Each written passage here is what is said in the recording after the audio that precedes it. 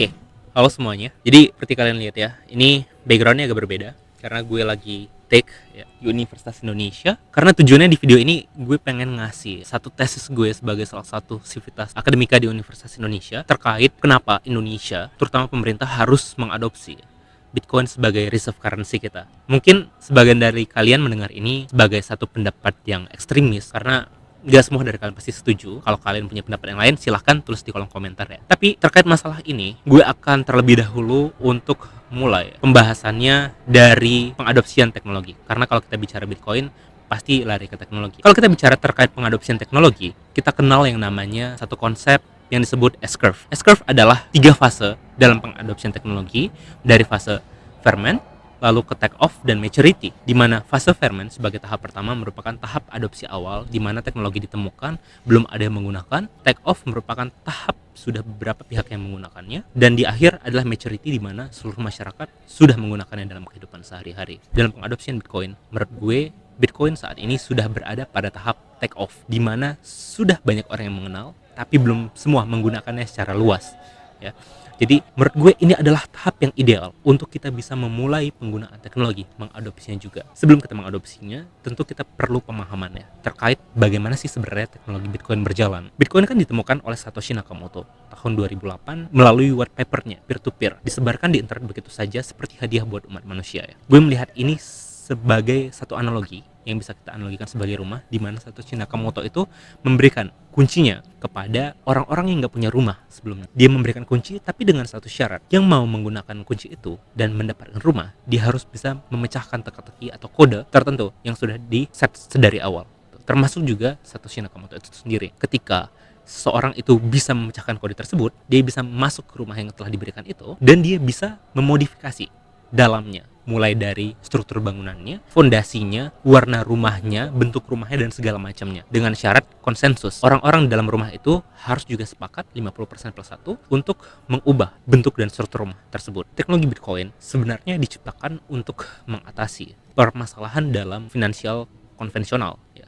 Dimana kalau kita lihat konteks keuangan kita sekarang sangat dikendalikan oleh satu kekuatan yang tersentralisasi, di mana pemegangnya adalah bank sentral. Misalnya kalau di Indonesia ada Bank Indonesia, di Amerika ada The Fed ya, dan lain-lain. Sangat tersentralisasi. Keuangan hanya bisa dicetak oleh satu pihak tertentu, tidak bisa dipegang oleh siapapun gitu. Jadi pihak lain hanya menerimanya saja. Bitcoin mencoba mengatasi ini karena kita tidak harus lagi bergantung pada pihak ketiga untuk melakukan transaksi keuangan kita. Jadi kita tidak perlu lagi put trust pada bank sentral ataupun bank-bank yang bertindak sebagai pihak ketiga selama ini. Itu yang pertama. Yang kedua adalah terkait efisiensi ya.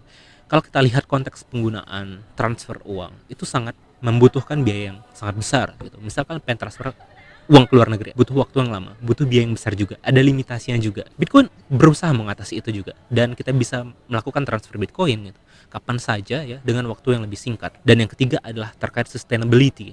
Kalau kita lihat bisnis bank di seluruh dunia, tidak ada yang bertahan lebih dari 500 tahun. Bahkan yang terbesar zamannya, too big to fail, Lehman Brothers, juga gagal, tidak mampu mengatasi krisis. Ini juga yang akan diatasi Bitcoin dalam pengadopsian teknologinya.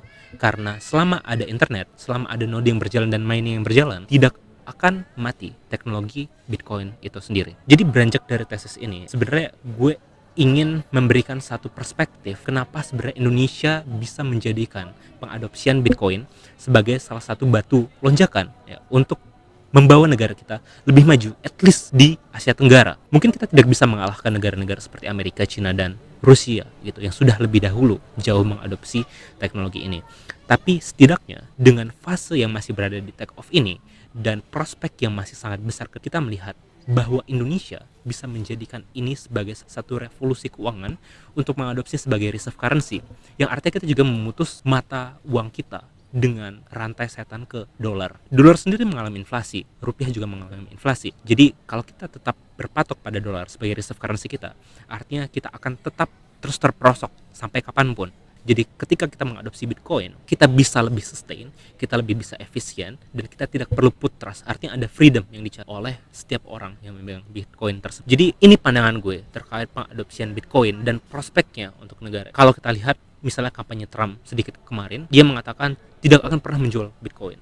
never sell your Bitcoin. Artinya dia ingin menjamin perkembangan itu berada di Amerika Serikat, tidak ingin memberikan ke negara lain, terutama China. Nah, pertanyaan kenapa kita juga tidak memulai, padahal bank-bank besar di dunia, Fidelity, BlackRock, ya, Blackstone, bahkan Trump sendiri melihat ini sebagai satu teknologi yang sangat revolusioner. Seberapa pintar sih kita untuk mengatakan kalau Fidelity, bank-bank besar di dunia, ya, bahkan Trump sekalipun tidak mampu melihat prospek tersebut, dan kita mengatakan kalau Bitcoin itu scam dan fraud. Ini menurutku adalah salah satu cacat pikir, ya. Coba kita ubah sedikit perspektif kita lihat perspektif lain bagaimana sebenarnya Bitcoin bisa dimanfaatkan untuk hal yang lebih. Jadi itu pendapat gue, mudah-mudahan kalian bisa melihat dan mendapatkan perspektif baru dan pengetahuan baru juga. Ini adalah pendapat gue sebagai satu sivitas akademika, ya.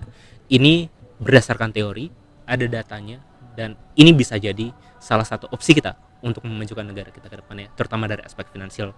Thank you yang udah nonton, see you.